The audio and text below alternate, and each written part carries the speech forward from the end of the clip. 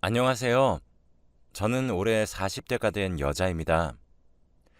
저는 얼마 전 남편과 다시 재혼을 했는데요. 지금 생각해보면 어떻게 이런 일이 생기는지 지금 생각해도 웃음만 나옵니다. 오늘은 저의 이야기를 한번 들려드릴까 해서 사연을 써요. 우선 저와 남편은 20대 때 처음 만났습니다. 같은 대학교 출신이었는데 시험 기간에 도서관에서 공부를 하다가 화장실이 급해서 잠시 자리를 비웠는데 갔다가 오니 제 자리에 커피와 메모지가 있더라고요. 앞자리에 앉은 남자인데 혹시 시간 되시면 연락 주세요 라고 하며 자기 전화번호를 적어 놓고 갔습니다.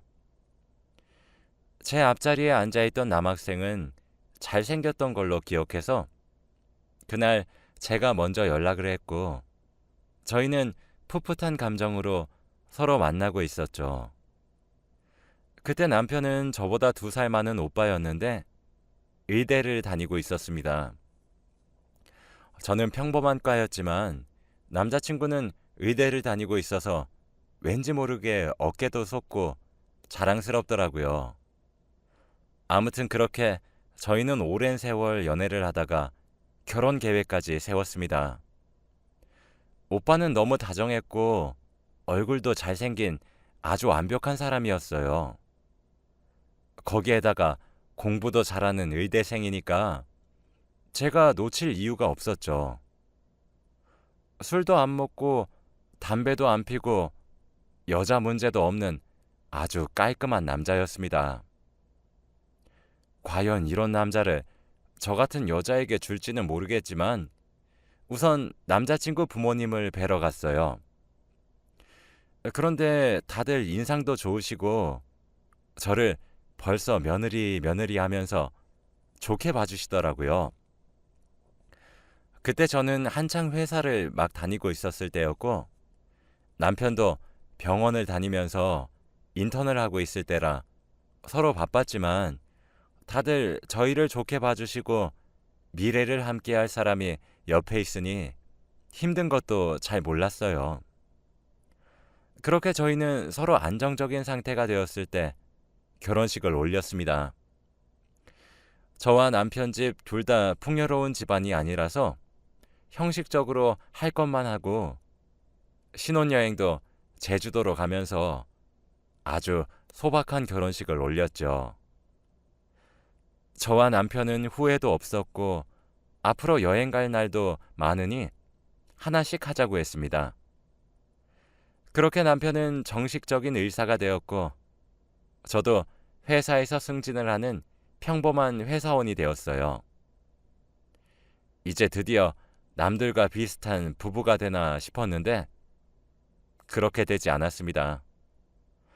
바로 시부모님 때문이죠. 시부모님은 전형적으로 가부장적인 분들이세요. 주방에는 당연히 여자가 있어야 하고 첫째는 무조건 아들을 낳아야 한다는 사상에 너무 강력하게 박혀 있어서 제가 고집을 꺾을 수 없었습니다. 솔직히 저와 남편은 아직 일이 바쁘기도 하고 아이를 가질 생각은 하고 있지 않았는데 이제 저희가 결혼 생활도 얼추 즐겼으니 아이를 낳으라고 강요하시더라고요. 며느라, 내가 이거 한약집에서 일부러 비싼 돈 들여서 만들어 왔단다. 이거 먹으면 아들이 금방 생긴다더구나. 오늘 이거 한 팩 원샷하고 둘이 한번 날 잡아서 거사 치르렴. 이러면서 저에게 한약을 권유하시는 것은 물론이었고 점집을 다니면서 몇백만 원을 쓰고 굿도 하셨어요. 솔직히 저는 일이 더 좋았는데 그렇게 원하시니까 생기면 낳고 안 생기면 안 낳고 라는 마음으로 살았던 것 같아요. 그런데 남편은 조금 달랐습니다. 남편은 아이가 생기는 걸 완전 거부했어요. 늘 제가 어머니한테 한약도 받아오고 부적도 받아오면 곧장 뺏어서는 부모님에게 달려가 엄마, 내가 이런 거 하지 말라고 했잖아. 난 아직 아이 생각 없어. 지금 의사 일도 바빠 죽겠는데 언제 아이 키우고 그래? 우리 결혼하기 전부터 아이 없이 살기로 약속하고 결혼한 거니까 다신 이런 짓 하지 마. 라고 했거든요. 저도 처음에는 남편과 결혼하기 전에는 아이를 낳을 생각이 없었어요. 그런데 직장 일을 하니까 동료들은 벌써 자식들 100일 돌잔치하고 그러는데 저만 소식이 없으니 조금 소외감이 드는 것 같기도 하고 남편 닮은 잘생긴 아들이 낳고 싶기도 해서 결혼 후에 생각이 조금 바뀌었습니다. 남편의 마음을 조금이라도 돌리기 위해 우리 그냥 아이 낳는 거 어때? 하며 설득을 해도 완강히 거절하면서 안 돼. 그럼 우리 돈 언제 벌고 언제 모을래? 라고 하며 화를 냈죠. 남편이 아이를 원치 않으니까 저와 깊은 관계가 되고 싶지 않은 건가 싶으면서 조금 우울해지긴 했습니다. 그런데 이렇게 해서 시부모님들의 강요가 줄어들면 모르겠지만 남편이 이럴수록 시부모님은 더 거세게 강요하셨어요. 매일같이 저희 집에 오셔서 한약을 먹는 걸 감시하셨고 둘이 한 방에 자라, 둘이 여행 가라 하면서 매일같이 간섭하셨죠. 저는 양쪽에서 너무 심하게 구니까 시부모님께 어머님, 아버님, 이제 그만하세요. 남편도 저도 아이 생각이 없어요. 저도 이제 나이가 있어서 아이는 무리인 것 같아요. 라고 했더니 시부모님들의 반응이 어이가 없었습니다. 아이를 낳지 않는 이유를 제 탓으로 돌리는 거 있죠? 너 솔직히 말하렴. 일부러 애 안 낳고 싶어서 우리 몰래 무슨 약 같은 거 먹지? 네 인생에 걸림돌 될까봐 그러는 거 아니야. 너 일 계속하고 싶어서 그러지? 아니면 우리 몰래 한약 다 뱉어내는 거니? 이러면서 저한테 말도 안 되는 말을 마구 하시는데 너무 어이가 없어서 말이 안 나오는 겁니다. 제가 당황해서 넋을 놓고 있으니 어머니께서 제가 뜨끔해서 말을 안 한 줄 아시고는 너 들켰지? 이 계집애 봐라. 우리 집에 들어왔으면 며느리 역할을 하고 가야지. 지금 네 욕심 때문에 몇 사람이 피해보는 줄 알아? 애 안 낳으면 우리 아들이랑 이혼시킬 거니까 오늘 안에 당장 임신해. 라고 하시면서 검지손가락으로 제 이마를 미셨어요. 정말 기분이 나빴습니다. 저도 집에서 귀한 딸인데 임신 안 했다고 이런 취급을 받으니까 너무 화나더라고요. 그런데 저도 억울한 게 남편한테 아이를 낳자고 해도 항상 임신을 반대하는 건 남편이잖아요. 그런데 왜 저한테만 화를 내시는지 너무 억울하고 분했습니다. 아무튼 저는 남편에게 오늘 시어머니께 당했던 일을 다 말하면서 기분이 나쁘다고 오빠가 제대로 부모님께 말씀 좀 드리라고 했어요. 그런데 남편이 하는 말은 정말 충격적이었습니다.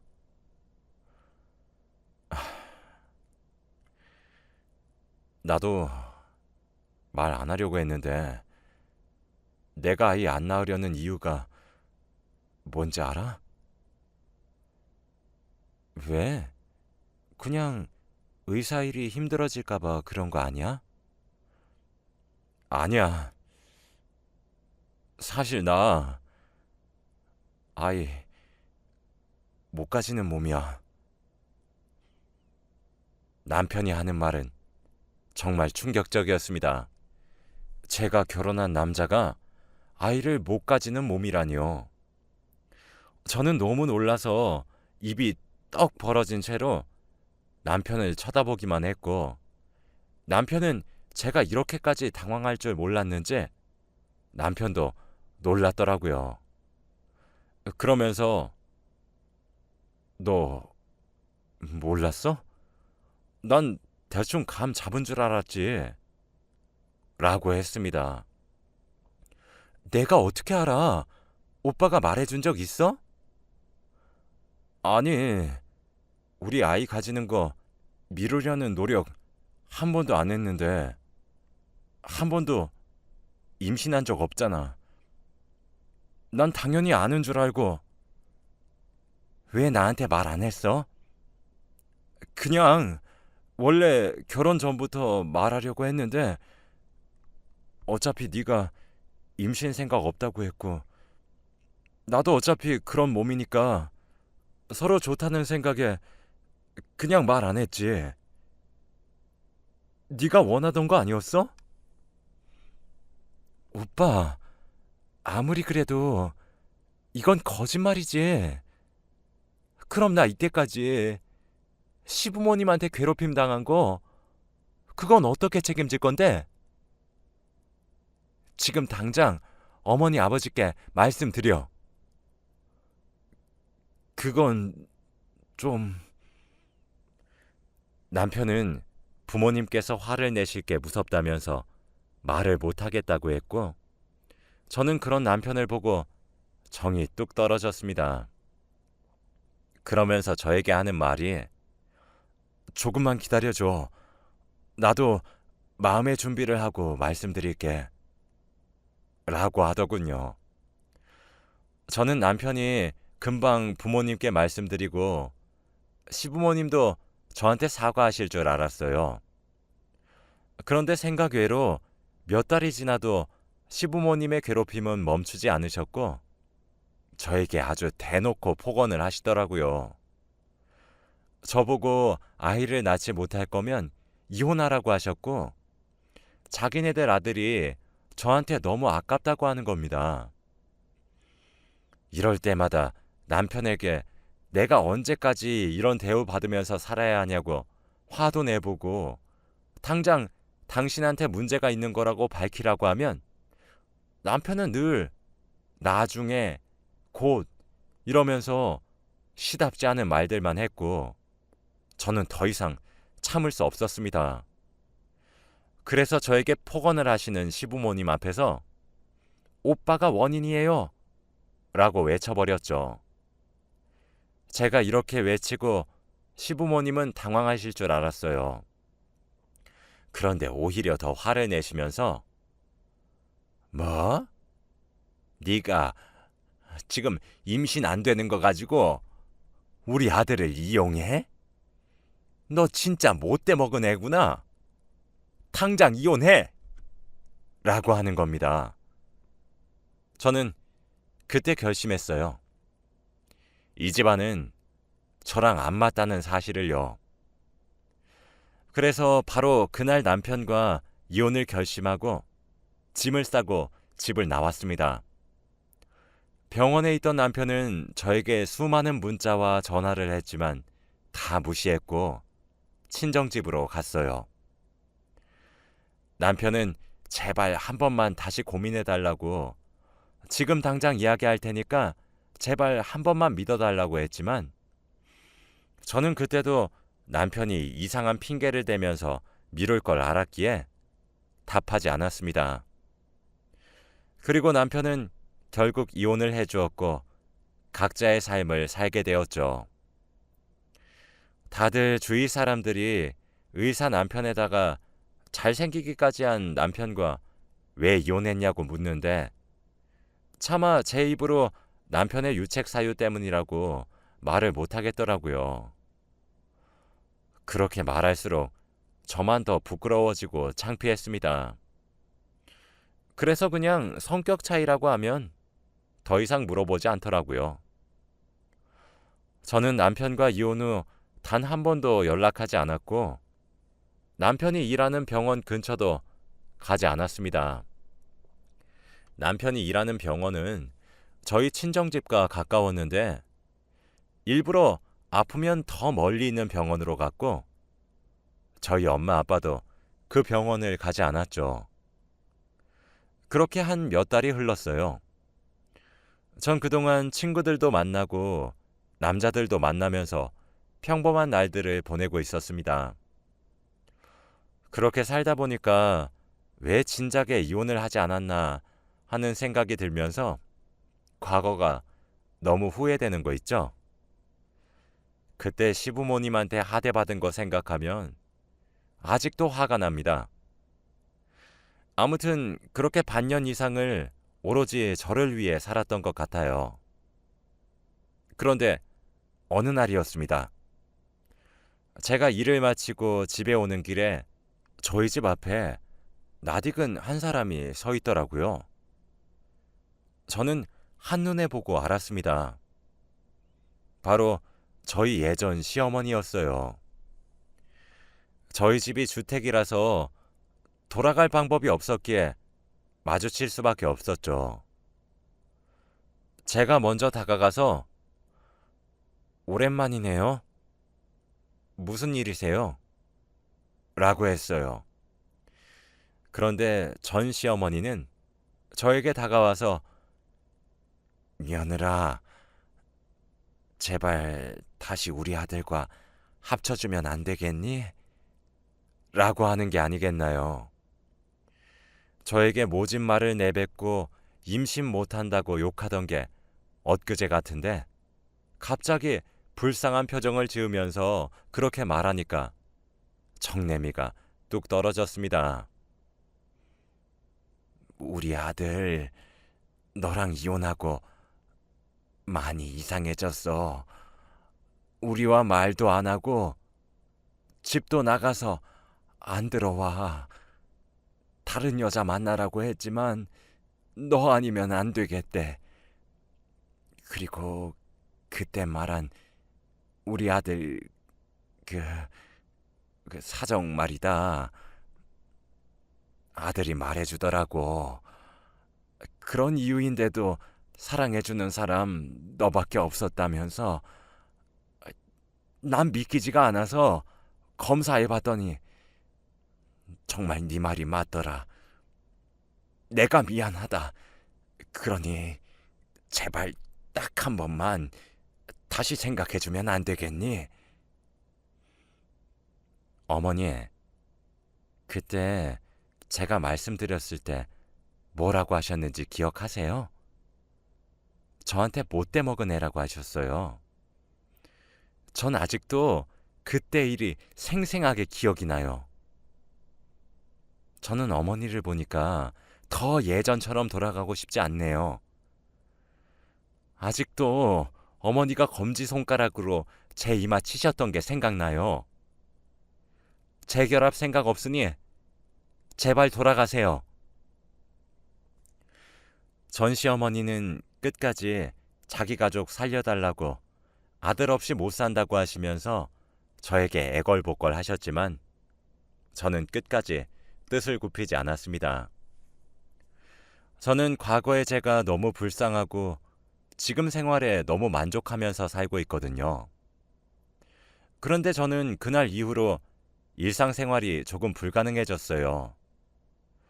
생활을 하는 내내 전 시어머니가 찾아와서 저에게 애걸복걸 했던 상황이 떠올랐고 전 남편이 지금 집을 나가서 들어오지 않고 있다고 하는데 그 바보 같은 사람이 밖에서 어떻게 살고 있을지 너무 걱정이 되었거든요.